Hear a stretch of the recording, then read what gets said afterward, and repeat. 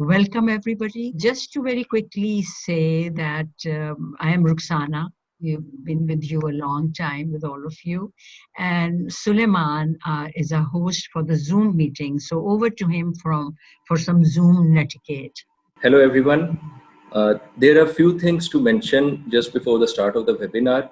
If your internet connection is not good, then kindly keep your video turned off. Please keep yourself mute and unmute only if you have any question to ask, but during the Q&A session. And do leave your comments and questions in the chat box. We will answer your questions, and this webinar will be recorded. Thank you. Thank you, Suleiman. Very quickly, over to our first speaker, very accomplished, Dr. Waqar Azeem. He is working in the Department of English over at our campus, and he finished his PhD in English literature on a Fulbright scholarship from the State University of New York. So as my first speaker, I'll call upon him to kindly elaborate what of the things that he's been doing in his class. Thank you. Sure. Thanks, Dr. Ruxana, for this amazing opportunity. Thanks, Suleiman, for taking care of the logistics. Please give me the rights to share my slide. So thanks, Professor Musarrat, for laying out the tone of the presentation. So basically, this is more like, as Dr. Ruxana just pointed out, sharing the practices which have worked for me. And I look forward to hearing from you all what are your best practices to engage the students in class. So let me just share this slide with you all. Okay, so as we have been discussing with Rubab and Dr. Ruxana, we figured out that we can divide the structure of the engagement into two categories. One as synchronous engagement, the other one asynchronous engagement. So as my best practice, what I have found out is that just the Zoom lecture has not worked very well.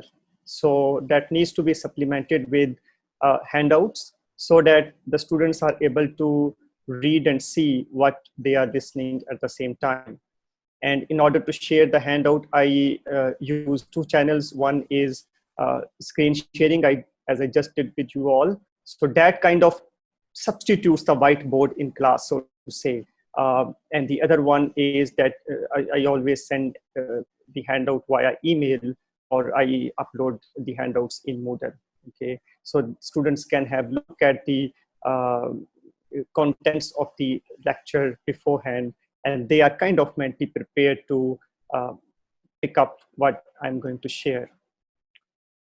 So this is synchronous engagement. That is, it is taking place simultaneously while instructor and students are engaged in a learning activity.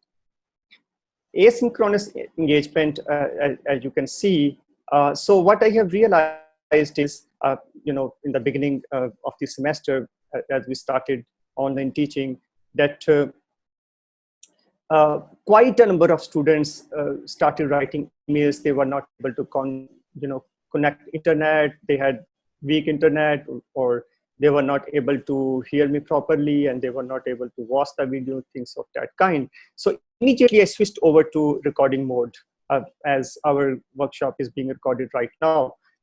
And then I started sharing the audio and video recordings both with the students. So those who had a weaker bandwidth for internet, they could hear the audio, and those who had better bandwidth, they could watch the video as well.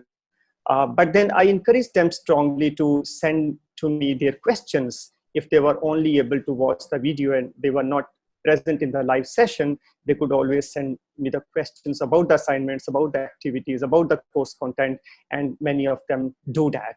Now, going one step ahead of that, I think WhatsApp groups, or if you like, any Facebook closed group, I have one closed group for one of the classes and WhatsApp group for 3 of the classes. They work really well. There are two, benefits of having that. One, I can quickly share my instructions, but at the same time, my students can immediately send me questions which they might have for a certain assignment, for a certain course content that we have covered. But additionally, I can also facilitate peer support among the students. So that is where in the classes, we work a lot for group works. We encourage students to break into small groups, and then they can do combine activities and come up with their own findings or come up with their own learning. Now, in the online teaching, I have realized that WhatsApp group really well. That is, students are not just connected with me, they are also connected among themselves. And that is really important for what I call peer support. They are able to articulate their concerns, and they are able to respond to the concerns their classmates might have.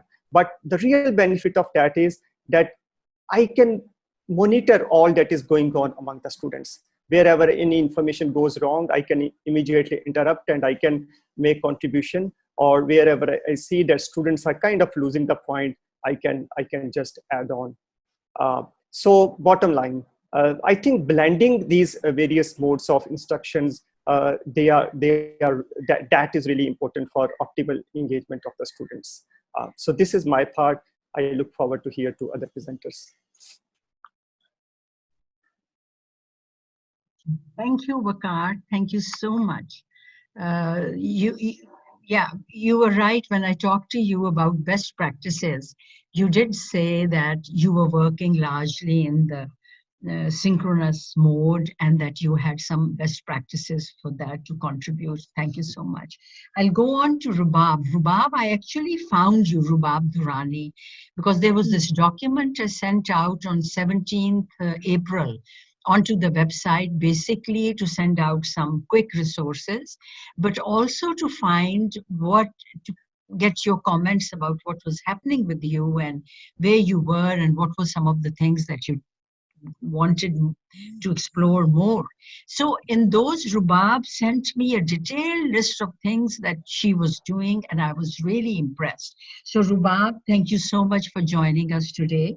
You are in the Department of Language Development at our campus, and you have actually 18 years of experience in teaching English and writing in Lahore American School, and you've been with us for over 6 years now. So thank you so much. You have done lots of training in your earlier career life, and you have lots of interesting interests like creative writing, film and television, and so on and so forth. So over to you, without much ado.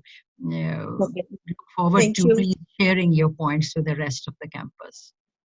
Thank you so much. So I'm really happy and glad to be here on this forum and to share with everybody my practices and what worked with me and my students and what didn't work also. So before I discuss how to motivate and engage students in my online classes, I would like to say that as a teacher, uh, she or he has to be motivated himself or herself. She has to have some tools and ideas to motivate and engage them. So I would like to share what works best for me and my students as I teach pre-university students listening, speaking, reading and writing in LDC. Excuse me, Suleiman, can you please share the slide with the audience? Okay. So yes, this one. Thank you. So some engaging tools I use are Google Meets rather than Zoom. Actually, I began with Zoom, but it had some security issues. So I think Google Meets is safer than Zoom. Besides, it does not have a 40 minutes time limit like Zoom. Zoom asks us to upgrade after 2 sessions or so. So I thought, and my students also thought that 40 minutes is not enough, because we usually discuss and different issues, different topics. We have different activities like role plays, dialogues, then reading activities for reading students, PowerPoint presentations. So Google Meet works for me. And why? You would say, why Google Meets? Okay, I will tell you the pros of Google Meets. It's best for quick meetings, support calls in, breakout rooms, share screens, send files through chat, video conferencing for up to 60 minutes long, unlimited conference. And if you have a Google Suite account, that will be awesome. And then you have email integration also with Gmail and Outlook. You can share your emails very easily. Then I record audio and video lectures through my smartphone voice recorders, and then I upload it on Google Classroom. I'm not using Moodle. I use Google Classroom, and I don't have a QuickTime player in my laptop. That's why I use my smartphone voice recorder to record my lectures and then upload on the Google Classroom. Sometimes it's an audio lecture and sometimes it's a video lecture. Then I also use WhatsApp audio recordings and videos. You see, WhatsApp is very famous among my students. It works very well. They do their work, they send me images, they leave their audio messages, and we discuss in our WhatsApp groups. Now I'll talk about Google Classroom and why it is so good and why I'm using it. Okay, it is easy to learn interface. It integrates with lots of apps and websites. It seamlessly share, collect, and grade also. But the grading is not standard-based grading. Okay, so every site or every app has its pros and its cons. So I'm not going into too much details. I just wanted to discuss engaging tools. So these are the engaging tools. Then I share and check work through email. Okay, and then Google Classrooms also work well for my class, as my feedback and assessment helps motivate them, and they are free to comment, like positive comments regarding any topic or the assignment I have uploaded, because there is option in Google Classroom. There is a stream section, then there is Classroom, and in Classroom you can upload videos, audios, copy files and upload it. Sharing and checking work through emails is very important, and then commenting on their work. You see, giving them feedback to motivate them. Even if their work is not up to the mark, I never discourage them, because throughout my experience, I've learned not to discourage students. And this is something new, even for us, online teaching. And they are students, very young people, and in LDC. So I encourage them a lot. And in assessment, I give them speeches, I give them research projects, papers, particular topics like any grammar topic, vocabulary work, and we do skits also. I give them a word, and without explaining their meaning, they act it out, so that we know, we try to figure out what's the word or what's the meaning, either way. Then the teacher design paper, the paper I design, it is not available on internet, so they can't cheat. So, so I try my best to assess them as clearly and as fairly as possible. Okay, but there are hindrances also. And those hindrances are students' Wi-Fi problems, because you see, at FC, students are from remote areas also. They come from remote areas like Balochistan, like Hazara. Two of my students are from Balochistan, and they do have Wi-Fi problems. So in such scenarios, we work through text sometimes, chats. These work best with such students, because they struggle with the internet connection, and they say, but ma'am, we live in a village and it's a problem, or we get internet for an hour in the evening. See, problems like that. But it's my job to accommodate them and to make them feel comfortable with online learning, so that they don't back out. Moodle Access, very honestly speaking, I tried to begin with Moodle, and I tried following directions at FCC website, but I don't know, and the steps didn't work for me. So that's why I resorted to Google Classroom. Now let's talk about motivating and engaging students in online classes. It's very important. Well, it's, easy to lose sight of the importance of motivation. As teachers, we often forget that all of our learning activities are filtered through our students' motivation, and research confirms its value. Motivation affects effort, which in turn affects results and ultimately students' abilities. By building their motivation, you can help students become more skillful in English and nourish their ability to learn. And you know what? Recognizing the importance of motivating students, whether they are baccalaureate students or pre-university students, isn't the tough part for teachers. You know what the tough part is? The real issue is accomplishing that goal. That is very demanding. And how do we do that? How do we try to motivate students uh, with online learning and encourage them to be present in online classes? Okay, so I will give you some examples. No. First of all, Sorry, activate. Rubab, sorry for cutting you in. You're making some great points, and I don't want to cut you, but I think let's keep some points for Q&A because we have another panelist to go, and we are already into 20 minutes of a talk. So we had kept 15 minutes for the panelist, and mostly we want to hear what other people have to say. So, and if they have any questions, I think your points are remarkable, and I feel very bad for telling you to sort of stop here, and then we'll come back. So let's do a very quickly, if you can wind it up very quickly in the next 30 Okay. seconds, and then we move on. Okay. Yeah. Maybe being a ESL teacher, maybe that's why. Okay. To wind it up, That's okay. activate their interest.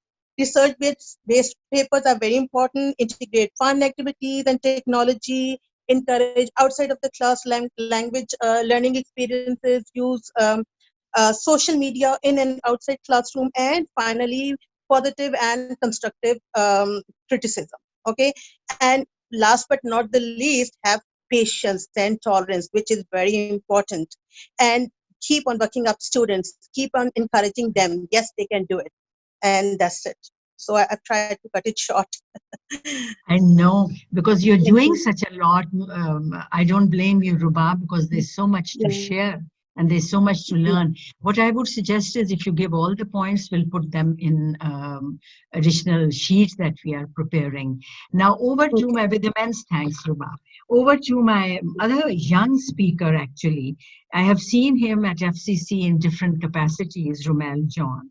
And he has been in career services, and now he has joined, since quite some time, he has joined the School of Business. And he has amazing, when I talk to the department and ask about who's doing a great job, Romel, you must be doing something right, because most people said it's Romel. Romel is doing amazing stuff. So happy to hear from you. You have been a Fulbright scholar, and over to you for what you have to share. Okay, I need to share my screen right now first. Yeah.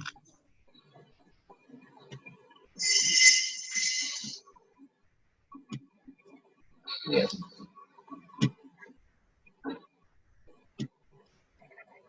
Just to say, there are 55 of you with us, 56 of you with us right now. Thank you so much. But we await your sharing as well. Okay. My discussion will be based on two primary points that are shotgun approach and incentivizing engagement. Although we all do most of the things which Dr. Waqar and Ms. Rubab have said. And in addition to this, that I wanted to add these 2 points, which I am again sure that we all do already. But we are just here to discuss and to share our experiences with each other. So the shotgun approach is just a fancy term of uh, saying what we actually do is that rather than doing a single message to a single student or a group of students, we use a shotgun approach to deliver a single message through multiple mediums. That is a business term or marketing term for saying this thing. So the shotgun approach is when, as instructors, we share a single message through maybe WhatsApp, through email, through Empower, and through Moodle. And that is the reason I wanted to share this with you before discussing about student engagement is that to ensure maximum student engagement, you have to first ensure that every single student is receiving your message. And uh, in my experience, there is always one or two students who say that, "Sir, mera WhatsApp नहीं चल रहा था," या "My email was not working," "Sir, मेरा Moodle disengage हो गया था," या any reason. So for me, student engagement, the core of student engagement is to first ensure that every single student is receiving your messages or receiving the content you want them to engage about.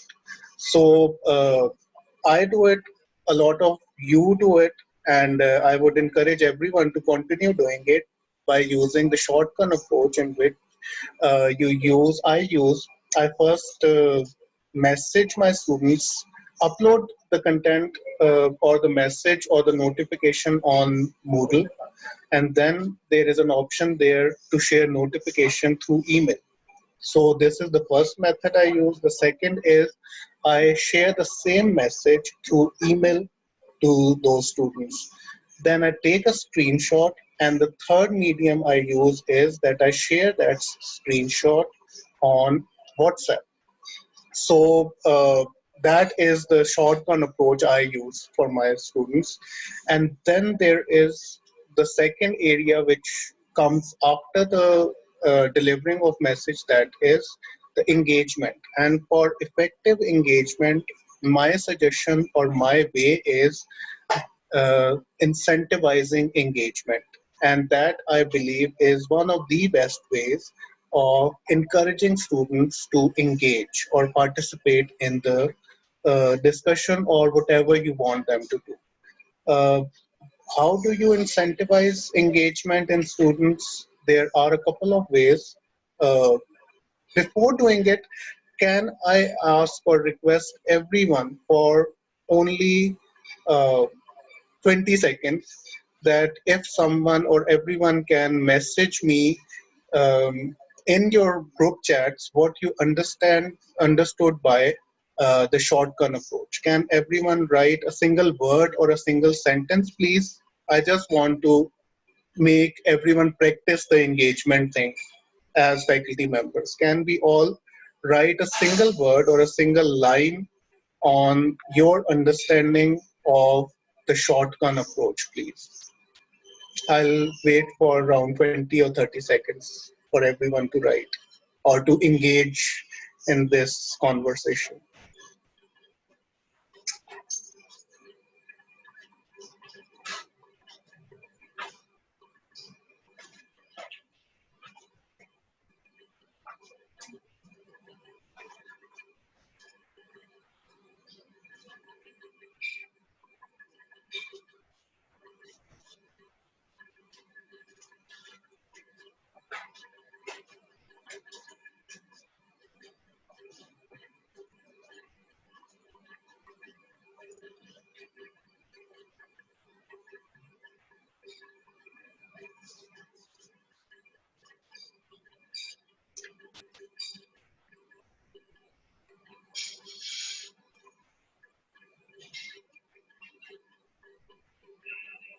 Okay, I think it's enough. So um, now this is the practical example of what uh, I am trying to um explain. Incentivizing engagement means that if you have an incentive of doing something, there is a huge chance that only then you will engage in a discussion or a conversation. I think around 20 or 30% of us messaged in the chat box, and what about the 50 or the 60% who are still reading those comments? I would not say that they are not the active participants, but I would say that they are faculty members or the people or student like me who would not actively engage in a conversation unless there is an incentive attached to it. We all might have observed that Dr. Ruxana always mention, or most of the time mentions in her email, that okay, this will count as 36 hours of HEC's recommended faculty participation. Now that is uh, what incentivizing engagement means. And most of us do like incentives and do want some incentive attached to something in which we have to make effort. So for students, you can incentivize them through grades. You can incentivize them through extrinsic incentive or any incentive or encouragement or motivation or anything, like Dr. Bushra and Dr. Amir were saying, that you have to motivate them by when you are motivated. So yes, engaging students needs incentivization to students, and that is what works best for me. And that's it. Thank you. Okay. Thank you so much. I think you have you have covered some interesting points. You talked about social context. You talked about motivation. And that's the emotional part, the extrinsic motivation part that you're talking about. And then there is what Rubab said about using research projects, and that is something close to their community living or something that is relevant to them in their context. These are ways of drawing people in and getting them, students, excited about their work. And I have seen lots of interesting things come up on the chat, but we'll compile them later on. But right now, I would thank you all for the points that you have covered have been very varied. And one thing definitely comes through is that multiple modes of, be it communication, be it of engagement, be it of letting the students express their work, and be it of your sharing the content and the content, multiple modes of content formats. All those multiple modes actually bring about more engagement, and the more you involve them at different dimensions, social, emotional, cognitive, those all bring about a very good mix of engagement. So I open the some of you have left because you had a class at 3:30. I still see 58 of you. May I request some of you to please say what you are doing that's interesting. Bushra and Amar have made great points. So has Sarah, and so has, I think, so have few other people that I might have missed. So we would like to hear it in your own words if some of you would like to join in.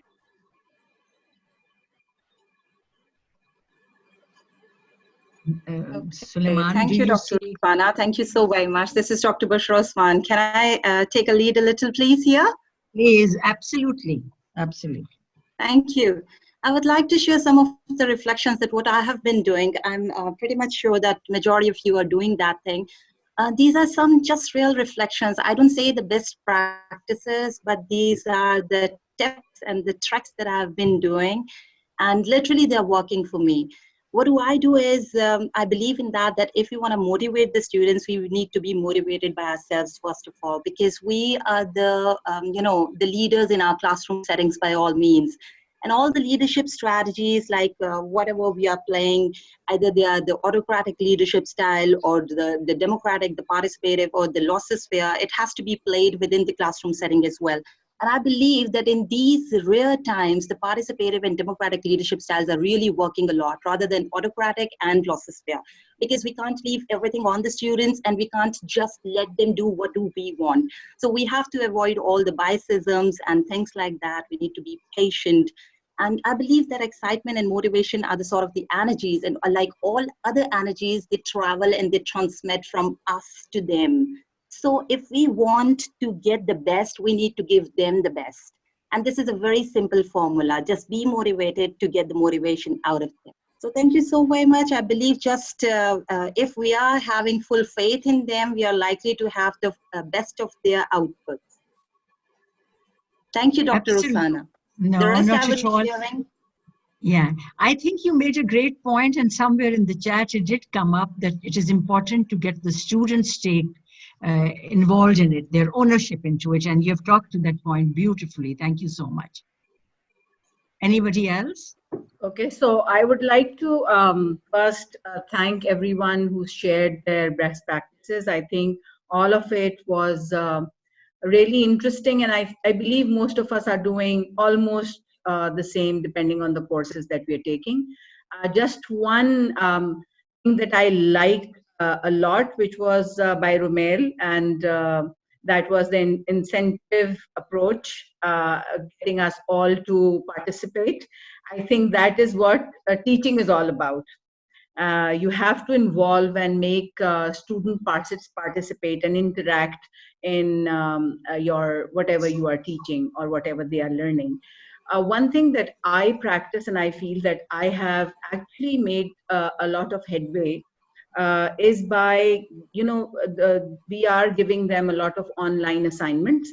And when you get those assignments back to them with proper feedback, because initially what happened was that I used to give feedback, and it was written on the hard copy, and we used to discuss face to face with every child. So there was a tutorial. Now that tutorial I have inserted in the assignment. So I give them feedback, and then I ask them, how do you think I have perceived this? Did I perceive it right or wrong? And then I was amazed that students respond to those questions that I have written on their assignments. And that is a form of engagement that I have found to be new, number one.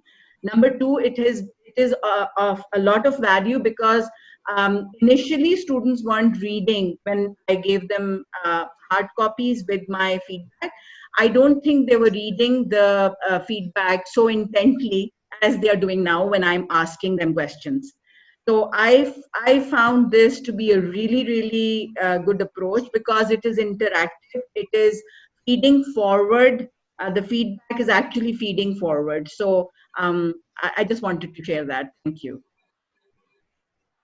I think, Musarrat, the point you have raised about prompt feedback actually, and ensuring that they are engaged in their feedback at this point in time, is one of the best teaching and learning practices all over the world. Our purpose is to make sure student learns. And this feedback that you're doing in multiple ways and in depth is actually what brings learning about. Great. Anybody else to share? Amer, you had lots of things to say. Would you like to say something?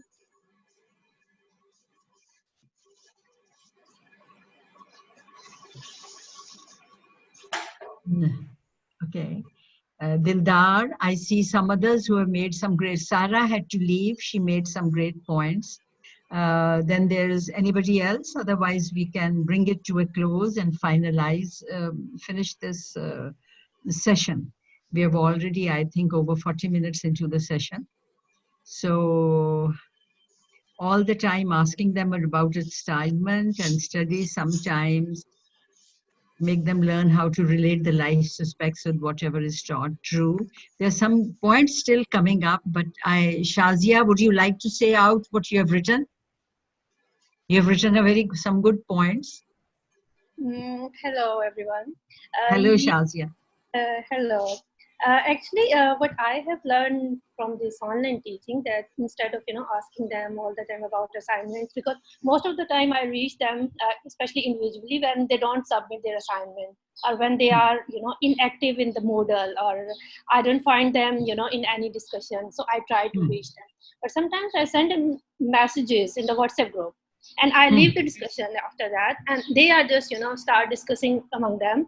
And I ask them about how they are doing, what activity they are doing nowadays, and what is their routine. And then in this way they feel like, okay, my teacher is there, she is asking us, and they care for us, and they feel more connected. So that's just one suggestion, because sometimes I have to reach them individually. But sometimes I just send them a message, just once in a week or twice in a week, just to see who is active there and who is doing what. So I think, Shazia, you have talked about a point that I'm reading in the literature of what other faculty are doing. And one of the things they talked about was having a blog or a discussion forum where they initiate a conversation. But then many people had also talked about how they were making it more effective. And it turns out that one of the ways of making a virtual wall blog more effective was ensuring that the thread is continued repeatedly, that there is a time bar to that thread. If you say, because you don't leave it open for a long time, because you will see after some time it will go, the trail will go dead in a way. So you have to, if you want the answers and in-depth discussion, the faculty can ask a student to steer the conversation with questions that demand higher order thinking responses. And I think if you remember, there was a booklet, I think, or some papers by one of our faculty in the education department that gave questions by higher order thinking skills. So if you wanted more higher cognitive responses, you would put a question too pertinent to that blog as a faculty or somebody who's steering the conversation to that level, and prod the students to reflect more and respond to that level of questioning. So there are ways of making this blog more meaningful and fruitful for students learning. Yeah, I right? agree with you, Dr. Roxana. Yeah, it's a wonderful topic actually. Yeah, but usually we use those blogs for a discussion that is mostly related to study, not because in this situation sometimes they feel because today I had a viva with those students and it was on that big blue button, and I was asking them about how they are doing in this situation, because there are some students, sometimes they get sick, sometimes they are bored, sometimes they are not following, they are fed up with the assignment. So sometimes it is good to have, I'm using WhatsApp just for this is informal, not a formal discussion. Okay. I think that's beautiful, because you really need to care for your students' welfare, and you allow them that space to talk beyond the academics. And I think, Shazia, that's a super great idea. Any more good ideas from across the floor? Or we could, Ana Muzammal has said, I've created a short format for sharing bi-weekly progress report with the final year students. Great. Some are also doing this, and it helps the students to be engaged. Sylvia Machado has written something, but it has a negative impact. I speak for myself. I'm now feeling drained. It's a lot to cope with. It's managing almost 100 students individually. You are so right. Actually, we are talking about these issues, Sylvia, and do lend your voice to the May 13th session, where we want to hear what faculty has to say about how this is remote instruction is impacting their lives. I think it will be very interesting to hear what you have to say. Totally true. We'll bid you goodbye. We are nearly 45 minutes into the session. Thank you for staying with us. Most of you stayed on. I think 55 stayed with us for the longest time. Thanks again. And see you tomorrow. I think we have a session also from American University of Cairo on alternative assessments. So that should be an interesting, and please be ready with your questions. Thank you so much. Goodbye.